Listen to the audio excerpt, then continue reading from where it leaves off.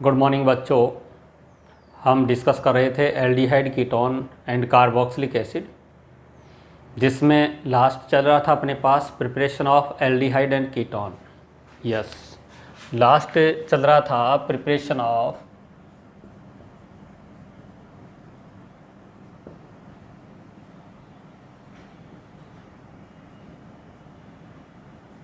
Aldehyde and ketone. यानी इसमें हम कुछ ऐसी अभिक्रियाओं की बात करते हैं जिसमें अपने को एल्डिहाइड भी मिलता है और कीटोन भी मिल सकता है। दोनों में से जो आपको मन करे वो बना सकते हो। इसमें पहली जो विधि आई थी वो आई थी एल्कोहल के ऑक्सीकरण से। दूसरी विधि जो आई थी वो आई थी एल्कोहल के विहाइड्रोजनीकरण से। और लास्ट वाला जो लेक्चर था, लेक्चर नंबर 2 था, उसमें था एल्कीनों के ओजोनी अपघटन से।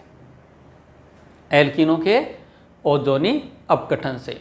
और वो इतना इम्पोर्टेंट था कि पूरा लेक्चर अपन ने उस पर डिस्कस किया था। ठीक है। इसके बाद में 3 के बाद में चौथी जो रिएक्शन आ रही है वो है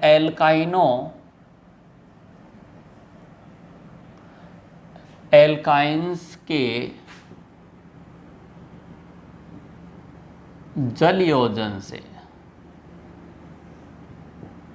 यस, एल्काइन जो होंगी उन पर आपको क्या करना पड़ेगा? जल का योग करना पड़ेगा। बच्चों, कहीं भी कार्बन कार्बन डबल बॉन्ड है या फिर कार्बन कार्बन ट्रिपल बॉन्ड है तो वहाँ सीधा जल का योग नहीं होता है, डायरेक्ट जल नहीं जोड़ता है। जल को जोड़ने के लिए वहाँ कोई कैटलिस्ट आपको लेना पड़ता है, कोई उत्प्रेरक लेना पड़ता है, कोई ऐसा अभिकर्मक लेना पड़ता है जो वहाँ पर जल को जोड़ सके। ठीक है। तो यहाँ एल्काइन पर जल का योग होगा, इसके लिए आपको क्या लेना पड़ेगा? यहाँ आप ले सकते हैं डाइल्यूट H2SO4, ये ले सकते हैं। अगर आपको ये नहीं मिल रहा है तो आप क्या ले सकते हैं? आप ले सकते हैं डाइल्यूट HgSO4, इस टाइप का दिया होता है। या फिर आपको मिल सकता है यहाँ लिख देता हूँ। ठीक,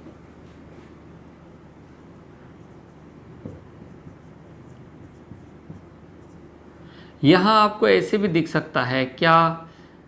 यहाँ आपको दिख सकता है H2O, साथ में क्या दिख सकता है? H+। कुल मिला के आपको यहाँ जल का योग करवाना होता है। देखो बच्चों, मेरे पास कोई एल्काइन है, जैसे सबसे छोटा एल्काइन है इथाइन। इसको इथाइन बोलते हैं और हिंदी में बोलते हैं एथाइन, इंग्लिश में बोलते हैं इथाइन। यस, इस पर जल का योग होगा। क्या होगा? जल का योग। और जल के योग के लिए यहाँ दे रखा होगा आपको H2SO4। तो H2SO4 में जल की मात्रा ज़्यादा होगी तो क्या बन गया? वो डाइल्यूट H2SO4 बन गया, तनु H2SO4। यस, तनु H2SO4 में क्या होता है कि एक जगह H आता है, दूसरी जगह OH आता है। जल का योग होता है, एक जगह H आएगा, दूसरी जगह क्या आएगा? OH। ये पाइबंद यहाँ से टूटा तो भाई एक जगह हाइड्रोजन आ गई, दूसरी जगह OH आ गई।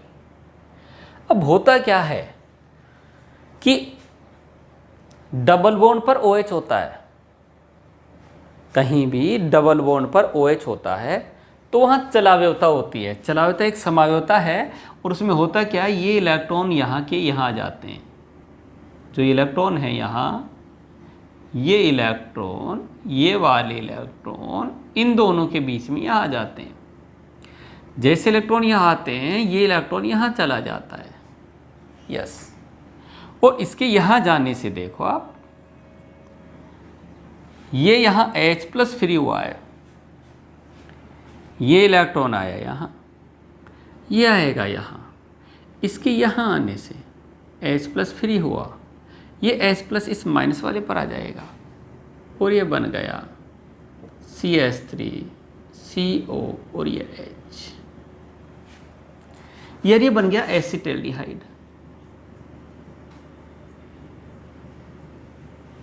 ठीक है, एसिटाल्डिहाइड। इसमें वापस चलावता के द्वारा इधर भी ये जाता है, लेकिन ये ज़्यादा स्टेबल है, इसलिए अपने को ये प्रोडक्ट के रूप में मिल जाता है। ठीक है बच्चों, ये था। तो इस तरीके से एल्काइन पर जल का योग होता है। डाइल्यूट H2SO4, डाइल्यूट HgSO4 केवल Hg+2 भी दे सकता है, ठीक है कि नहीं, ऐसे भी दे सकता है H3O, और यहाँ क्या दे सकता है Hg+2, ऐसा दे सकता है, घबराएं ही नहीं।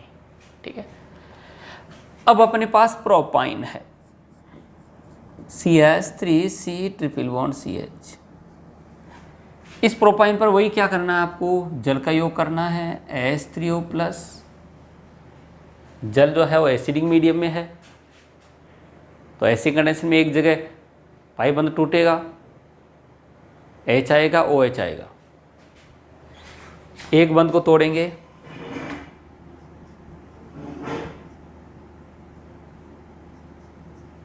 ये टूट गया। अब इस पर जो जल का योग हो रहा है, जो H2O आ रहा है, वो मार्कोनिकॉफ के अनुसार आ रहा है। किसके अनुसार आ रहा है, मार्कोनिकॉफ के अनुसार आ रहा है। ठीक है, तो कैसे आएगा अभी लेते हैं।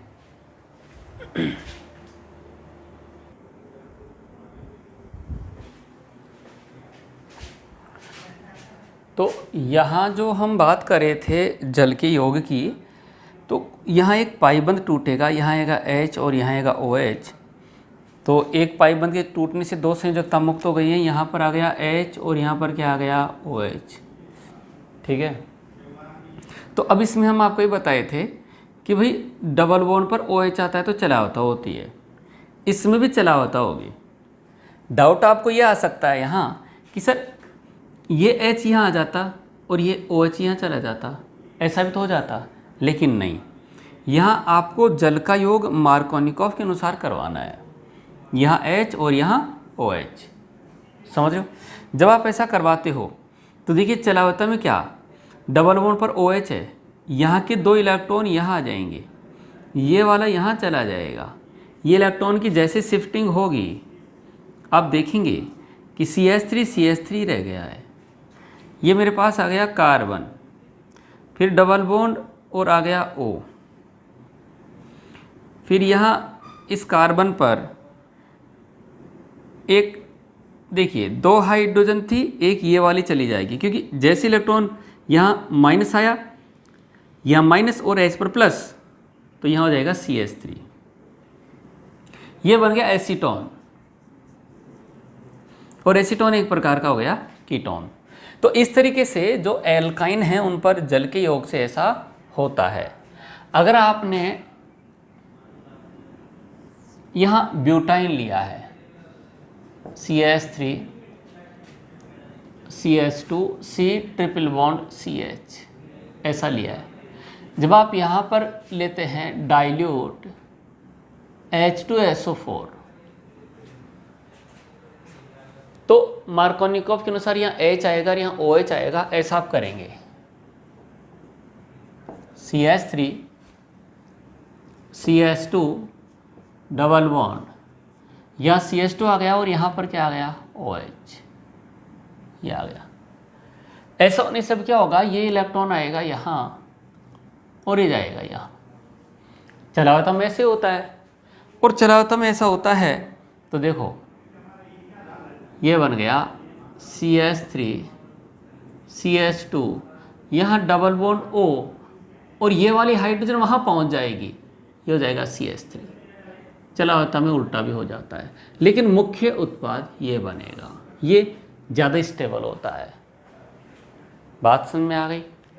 तो इस तरीके से एल्काइन पर जब जल का योग होता है तो अपने को एल्डिहाइड कीटोन मिलते हैं। यहाँ एक दो बातें दे रखी हैं कि अगर आप एथाइन लेते हैं, बच्चों एथाइन का जो सामान्य नाम है वो है एसिटिलीन। यस, ये आपको याद रखना है, एसिटिलीन को लेकर छोटा मोटा क्वेश्चन बन जाता है। आपको पूछ लेगा कि अम्ल उत्प्रेरक की उपस्थिति में एसिटिलीन पर जल का योग होता है तो क्या बनता है। तो एसिटिलीन पर अम्ल उत्प्रेरक की उपस्थिति में जल का योग होता है तो ये प्रोडक्ट बनता है। ये अस्थायी है, ये स्थायी है, तो एसिटाल्डिहाइड बनता है। तो कुल मिला के ये ध्यान रखना है कि अगर आप एसिटिलीन लेते हैं तो आपको एल्डिहाइड मिलेगा, एसिटिलीन लेने पर या एथाइन लेने पर आपको एल्डिहाइड मिलेगा। बाकी कोई भी एल्काइन लो आप, सब में कीटोन मिलते हैं। तो आप यहाँ लिख सकते हैं क्या, एथाइन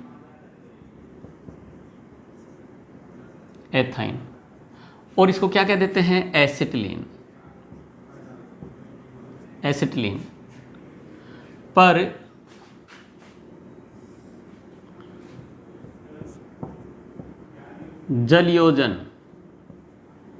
जलयोजन से एल्डिहाइड, और एल्डिहाइड भी कौन सा है, एसिटाल्डिहाइड।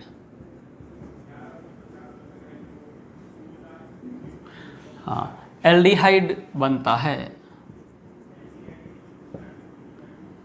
शेष सभी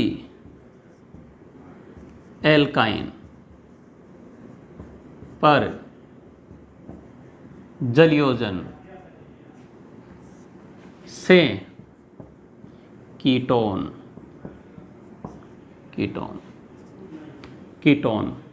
बनते हैं या प्राप्त होते हैं। बात समझ में आ गई होगी। ये वाला अपने को थोड़ा सा ध्यान होना चाहिए, ठीक है। तो एथाइन और एसिटाइलिन पर जलयोजन से एसिटाल्डिहाइड मतलब केवल एल्डिहाइड बनता है। शेष सभी एल्काइन लेने पर आपको क्या मिलेंगे, कीटोन मिलेंगे। इस विधि के द्वारा इस अभिक्रिया में कौन सा एल्डिहाइड कीटोन नहीं बनेगा, मेथेनेल। एक कार्बन का एल्डिहाइड कीटोन नहीं बनेगा, क्यों, क्योंकि एक कार्बन के एल्काइन पॉसिबल नहीं है। तो इस अभिक्रिया में या जलयोजन से इस अभिक्रिया से फॉर्मेल्डिहाइड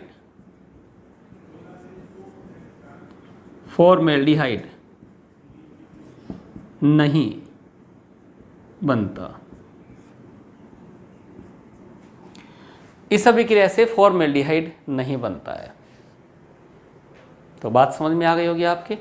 इस तरीके से ये जो है एल्काइन पर जल का योग था। तो पहले जल का सीधा योग होगा, फिर चलाव्यवता होगी, इसको आप चलाव्यवता कहते हैं। चलाव्यवता के द्वारा आपको स्थायी एल्डिहाइड कीटोन मिलते हैं, ठीक है बच्चों। अब इसमें क्या होता है, कई बार बच्चों के समझ में नहीं आता और फाइनल प्रोडक्ट बनाना होता है। तो मैं आप लोगों को फाइनल प्रोडक्ट बनाना सिखाता हूं यहाँ, ठीक है। कैसे, जैसे ये वाली है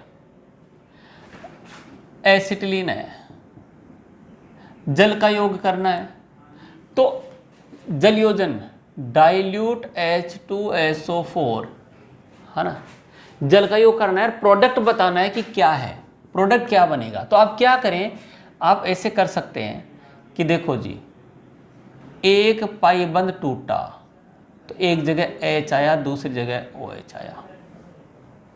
फिर दूसरा पाइबंद टूटा तो जहां हाइड्रोजन वहां हाइड्रोजन आ गई, जहां OH था वहां पर OH आ गया।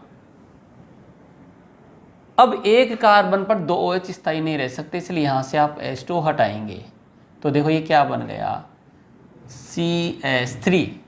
इस कार्बन पर 3 hydrogen, CH double bond O। इस तरीके से अपने को ये मिल गया। बात समझ में आ रही है। मैकेनिज्म या सही जो तरीका है वो तो ये है, सही तरीका तो ये है, लेकिन प्रोडक्ट आपसे नहीं बन पा रहा है, ऐसे नहीं हो पा रहा है, तो आप डायरेक्ट ये नहीं समझाकर आप ये लिख के और प्रोडक्ट बनाना पहचान लेंगे। समझ गए बच्चों। तो इस तरीके से अपने पास एल्काइनों पर जल का योग होता है, जिससे अपने को एल्डिहाइड कीटोन मिलते हैं, ठीक है। अब आगे चलते हैं बच्चों। ये 4 अभिक्रियाएं आई हैं, ये चौथे नंबर की थी, ठीक है। पहली एल्कोहल का ऑक्सीकरण, दूसरा एल्कोहल का विहाइड्रोजनीकरण, तीसरा एल्कीनों का ओजोन अपघटन, चौथा एल्काइनों पर जलयोजन। इन चारों रिएक्शन से अपने को एल्डिहाइड भी मिले थे तथा कीटोन भी मिले थे। लेकिन कुछ अभिक्रियाएं ऐसी हैं जिनसे केवल एल्डिहाइड ही बनते हैं, उनसे कीटोन नहीं बनते हैं। तो अपन उन अभिक्रियाओं को लेंगे, उन अभिक्रियाओं का जिक्र करेंगे जिससे अपने को केवल एल्डिहाइड प्राप्त होते हैं। जैसे वो पार्ट खत्म होगा फिर अपन ये देखेंगे कुछ अभिक्रियाएं ऐसी हैं जिनमें केवल कीटोन ही बनते हैं। समझ गए बच्चों? तो अब हम यहाँ क्या लेंगे? Preparation of aldehyde, only aldehyde, यानी केवल एल्डिहाइड के विरचन की विधियाँ, उसको बी पार्ट कह देंगे। ये ए पार्ट था, ए पार्ट में क्या था भाई? ए पार्ट में दोनों बन रहे थे और इसमें 4 अभिक्रियाएं ले लिए थे। अब लूँगा बी पार्ट, केवल एल्डिहाइड के विरचन की विधियाँ।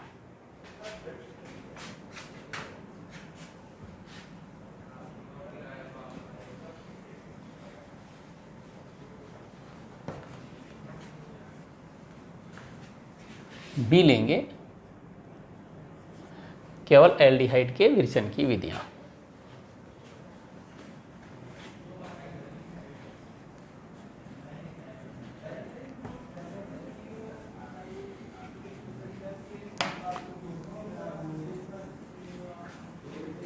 यानी खास रिएक्शन है जिनसे आप कीटोन नहीं बना पाओगे, केवल एल्डिहाइड बनेंगे।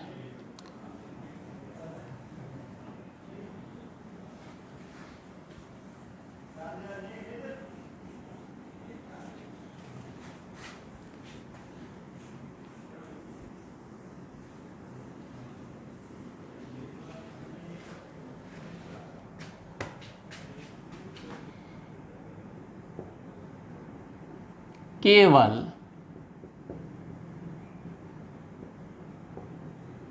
एल्डिहाइड के विरचन, विरचन होता है उसको कैसे बनाया जाता है, प्रिपरेशन।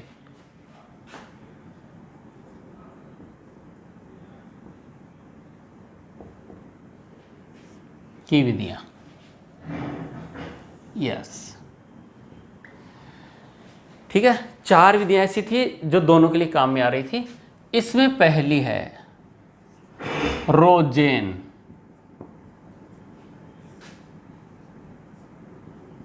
मुंड अपचयन, यस, रोजेन मुंड अपचयन।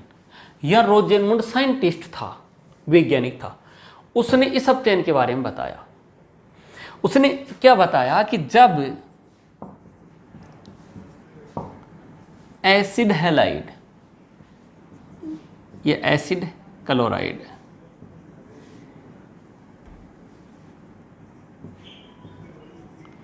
जब एसिड हैलाइड का अपचयन किया जाता है, एसिड हैलाइड का अपचयन किया जाता है PdBSO4 की उपस्थिति में,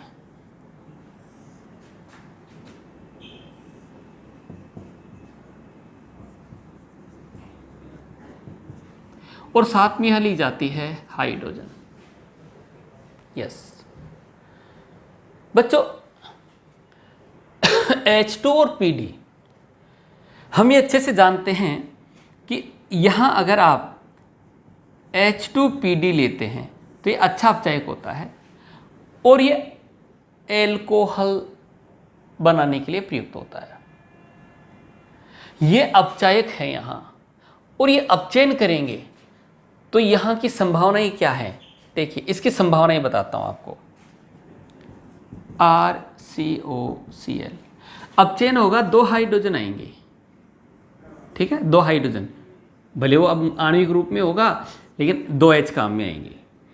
एक इसको लेकर चली जाएगी, एक ही आएगी, एक HCl चला गया, एक बन गया RCH, एल्डिहाइड बन गया। अब मुझे पता है अगर इसका मैं आगे अपचयन और कर दूंगा, 2 हाइड्रोजन और आएंगी, तो ये बन जाएगा RCHOH, और एक हाइड्रोजन इसके पास पहले से थी, एक हाइड्रोजन यहाँ और एक यहाँ, ये पाइबंध टूट गया, ये पाइबंध टूट गया, एक हाइड्रोजन यहाँ और एक यहाँ, एल्कोहल बन गया। और एल्कोहल का भी मैं क्या कर दूंगा, अपचयन कर दूंगा तो यहाँ बन जाएगा RCH3, एक हाइड्रोजन यहाँ और एक इसको लेकर चली गई, तो ये एक एल्केन बन गया, ये एल्कोहल बन गया, ये एल्डिहाइड बन गया, ये एल्डिहाइड बन गया, ठीक है। और ये मेरे पास एसिड हैलाइड था। तो एसिड हैलाइड के अपचयन से एल्डिहाइड बनेगा, एल्कोहल बनेगा कि एल्केन बनेगा, ये अपचायक पर निर्भर करता है, ठीक है। यहां अगर मेरे पास ये BSO4 नहीं है, BSO4 नहीं है, तो साइंटिस्ट लोगों ने देखा कि इस एसिड हैलाइड का अपचयन, इस एसिड हैलाइड का अपचयन यहां तक होता है एल्कोहल तक, इसका प्रोडक्ट एल्कोहल बनता है। लेकिन अगर BSO4 लिया है तो यहां एल्डिहाइड बनता है, और ये रोजेनमुंड ने बताया था, ठीक है, plus HCl, aldehyde.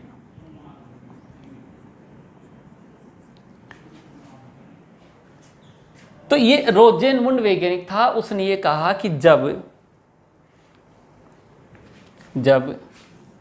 Acid halide का अपचयन पैलिडीकृत बेरियम सल्फेट की उपस्थिति में, जब अम्ल क्लोराइड का अपचयन पैलिडीकृत बेरियम सल्फेट की उपस्थिति में किया जाता है तो हमें एल्डिहाइड प्राप्त होते हैं, इसे रोजेनमुंड अपचयन कहा जाता है। फिर सुन लीजिए, मैं ये लिखूंगा नहीं, यहां आपके पास लिखा हुआ है, जब अम्ल क्लोराइड का अपचयन पैलिडीकृत बेरियम सल्फेट की उपस्थिति में किया जाता है तो हमें एल्डिहाइड प्राप्त होते हैं, इसे रोजेनमुंड अपचयन कहा जाता है। यानी यहीं तक अपचयन हुआ है। इस BSO4 की वजह से इस एल्डिहाइड का आगे, इस BSO4 की उपस्थिति में इस एल्डिहाइड का आगे एल्कोहल में अपचयन नहीं हुआ, मतलब कि इसने अपचयन प्रक्रिया को धीमा कर दिया। ये इस अपचाई के लिए जहर का काम करता है, विष का कार्य करता है। जैसे जहर होता है ना, आदमी की सांसों को रोक देता है, जहर क्या करता है, सांसों को रोक देता है। तो ऐसे ही ये BSO4 जो है इसकी अपचायक क्षमता को रोक देता है, एल्डिहाइड का आगे एल्कोहल में अपचयन नहीं होता। अच्छी रिएक्शन है, एग्जाम में डायरेक्ट आ जाती है। क्या, निम्न अभिक्रियाओं को लिखिए, रोजेनमुंड अपचयन। सुन में आई बात? तो फिर सुन लीजिए, क्या लिखेंगे, रिएक्शन लिखेंगे, लिखेंगे जब अम्ल क्लोराइड का अपचयन पैलिडीकृत बेरियम सल्फेट की उपस्थिति में किया जाता है तो हमें एल्डिहाइड प्राप्त होते हैं। यस, यहां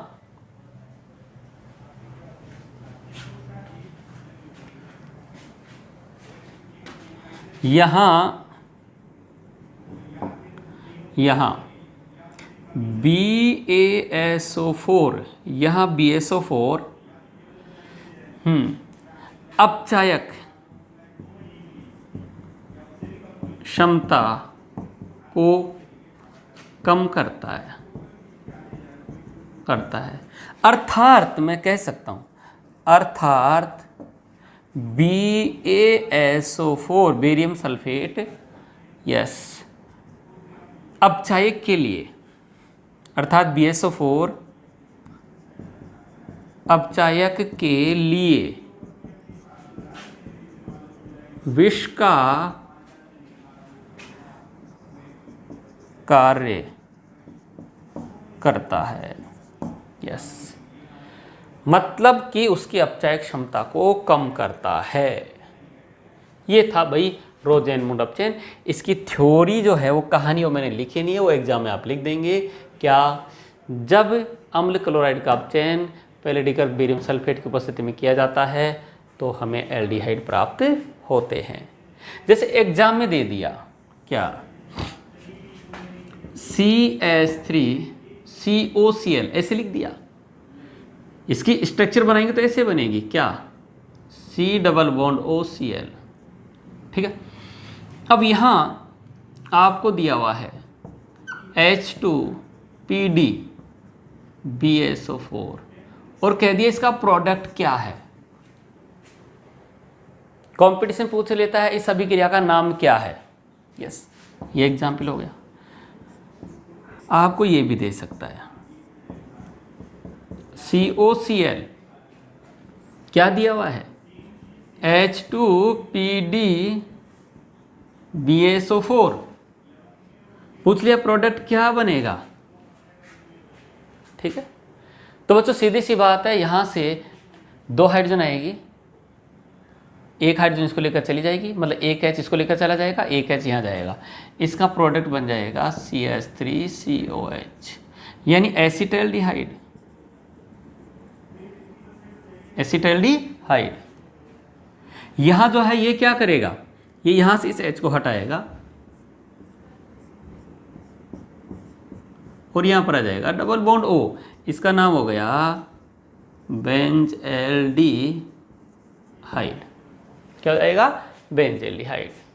तो इस तरीके से अपने पास ये रोजेनमुंड अपचयन था, इंपॉर्टेंट है, एनसीईआरटी में है। ठीक है, इसमें केवल एल्डिहाइड बनते हैं, इसमें केवल एल्डिहाइड बनते हैं, इसमें कीटोन नहीं बनते हैं, इसमें कीटोन नहीं बनते हैं, एल्डिहाइड बनते हैं। ठीक है, ऐसा अपने को पता होना चाहिए। ठीक है, रोजेनमुंड अपचयन के बाद में लेते हैं अपन लोग दूसरी अभिक्रिया स्टीफन अपचयन।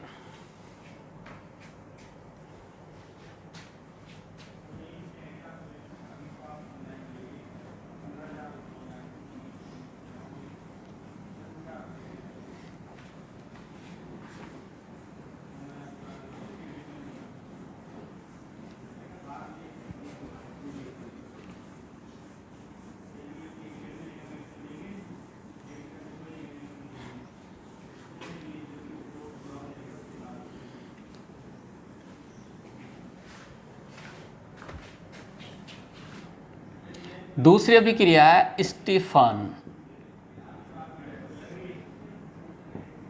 अपचयन। बच्चों स्टीफन जो है वो भी साइंटिस्ट है, स्टीफन रिडक्शन। ठीक है, स्टीफन साइंटिस्ट ने क्या किया, स्टीफन साइंटिस्ट ने नाइट्राइल लिए। नाइट्राइल होता है C ट्रिपल बॉन्ड N वाला। नाइट्राइल क्या होता है बच्चों, C ट्रिपल बॉन्ड N वाला। उसने लिया R, yes, nitrile, yes nitrile. और इस नाइट्राइल के को क्या किया उसने, अपचयित किया SnCl2 एंड HCl से। ये अपचायक है, ये जो SnCl2 HCl है वो क्या है, अपचायक है। ठीक है, क्या करता है, अपचयन करता है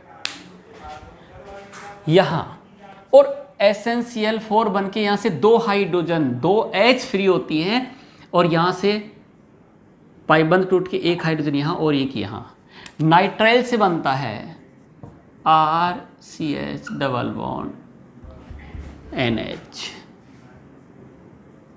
इसको एल्ड इमीन बोला जाता है।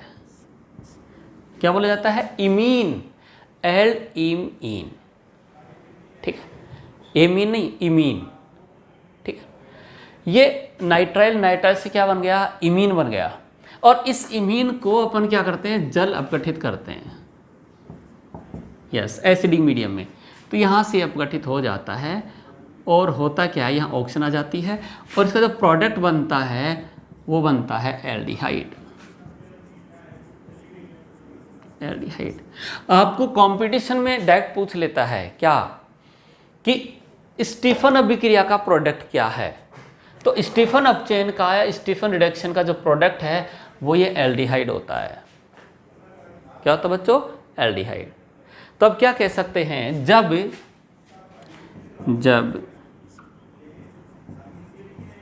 नाइट्राइल का अपचयन SnCl2 तथा HCl द्वारा किया जाता है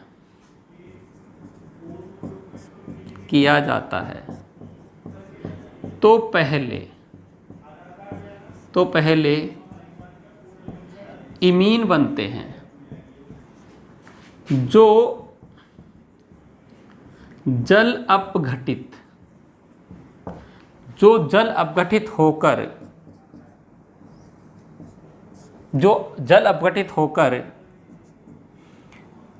एल्डिहाइड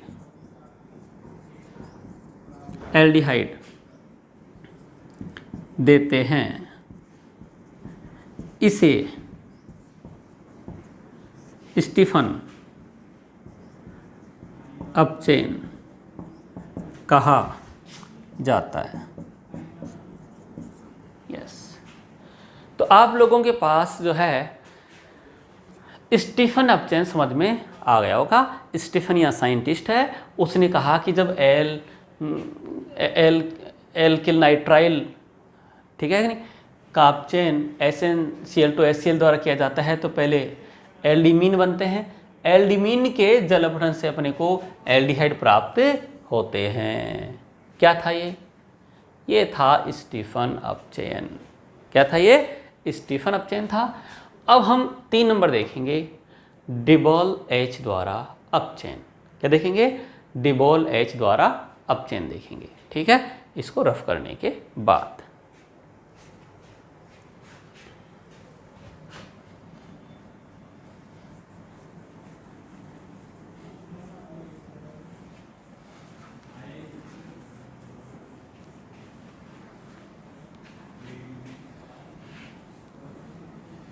डिबॉल H सिमिलर है स्टीफन अपचयन के।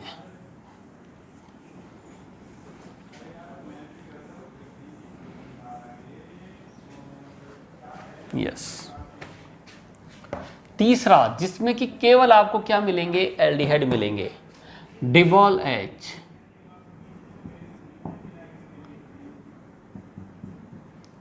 द्वारा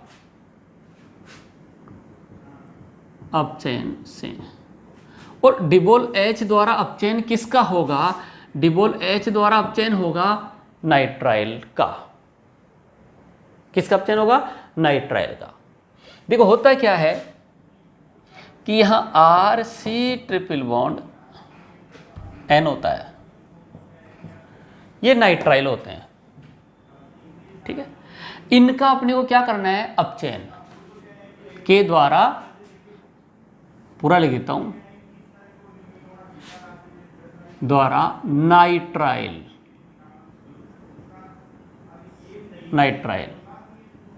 के अपचयन से।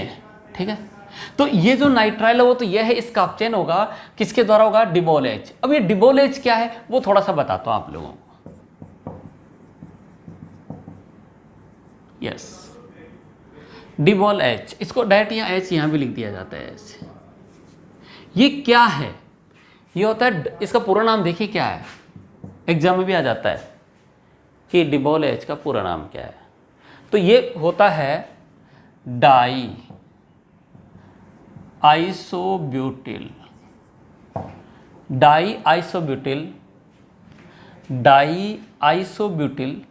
Aluminium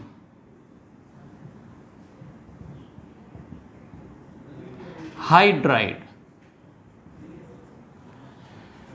die isobutyl aluminium hydride. अब डाई आइसोब्यूटिल क्या है? डाई आइसोब्यूटिल क्या है? देखो आइसोब्यूटिल, ये आपको बचपन में सिखा दिया था। आइसोब्यूटिल, यस, ये आइसोब्यूटिल है। ठीक है, डाई आइसोब्यूटिल 2 बार आ रहा है। यस, ये हो गया डाई आइसोब्यूटिल एल्यूमिनियम Al, और ये हाइड्राइड होता है H-। ठीक है कि नहीं, और एल्यूमिनियम होगा Al+3। तो इस तरीके से ये मेरे पास जो है ये किसका फॉर्मूला आ गया? ये आ गया diisobutyl, di 2 times isobutyl aluminium hydride. ठीक है, जो आइसोब्यूटिल है आइसोब्यूटिल को हम आइसोब्यूटिल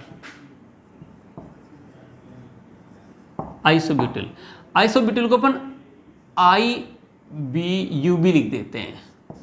ये ध्यान रखना, आइसोब्यूटिल को क्या लिखा जा सकता है? IBU, isobutyl. ठीक है, तो इसका जो फॉर्मूला है वो क्या लिखा जा सकता है? वो लिखा जा सकता है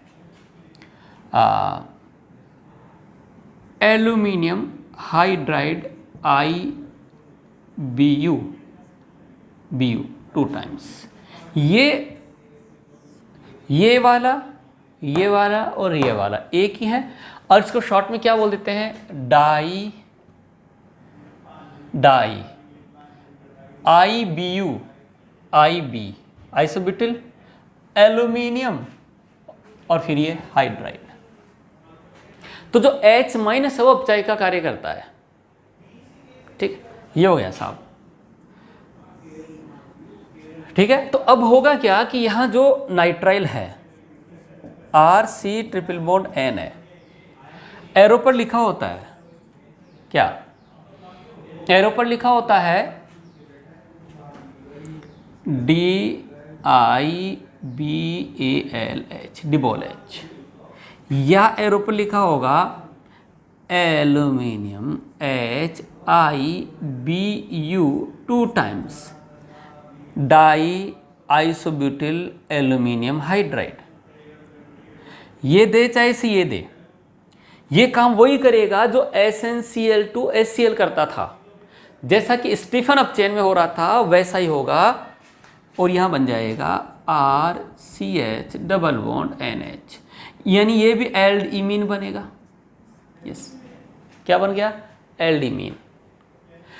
ये जो एल्डीमीन है ये वाला फिर जल अपठित होगा, एसिडिक मीडियम में जल अपठित होगा तो ये यहां से टूट जाएगा, जैसा कि स्टीफन अपचेन में हुआ था, और इसमें यहां बन जाएगा RCH∧O, यानी कि एल्डिहाइड। इस अभिक्रिया में कीटोन नहीं बनते हैं, क्योंकि कीटोन बनने के लिए इस कार्बन पर 2 एल के समूह होने चाहिए, जो कि यहाँ पॉसिबल नहीं है। इस पर 2 एल के समूह पॉसिबल नहीं है, इसलिए डिबोल H द्वारा नाइट्राइल के अपचयन से केवल और केवल एल्डिहाइड बनते हैं, कीटोन नहीं बनते हैं। ठीक है, तो एक बार फिर से बता देता हूं कि इसमें क्या होने वाला है। देखो, डिबोल H होता है डाई आइसोब्यूटिल एल्यूमिनियम हाइड्राइड। ठीक है, डाई आइसोब्यूटिल, ये डाई आइसोब्यूटिल होता है, ये एल्यूमिनियम होता है और ये हाइड्राइड। ठीक है, ये इसका फॉर्मूला है। इतना नहीं लिख के ऐसे भी लिख दिया जाता है AlHIBU 2 टाइम्स, यानी डाई आइसोब्यूटिल एल्यूमिनियम हाइड्राइड।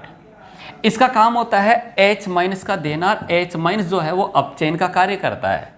तो यहाँ पर क्या होता है, ये हाइड्रोजन देता है, लगातार हाइड्रोजन देता है, तो यहाँ से एक पाइबंद टूटता है, जिसे एक हाइड्रोजन यहाँ आती है और एक यहाँ आती है।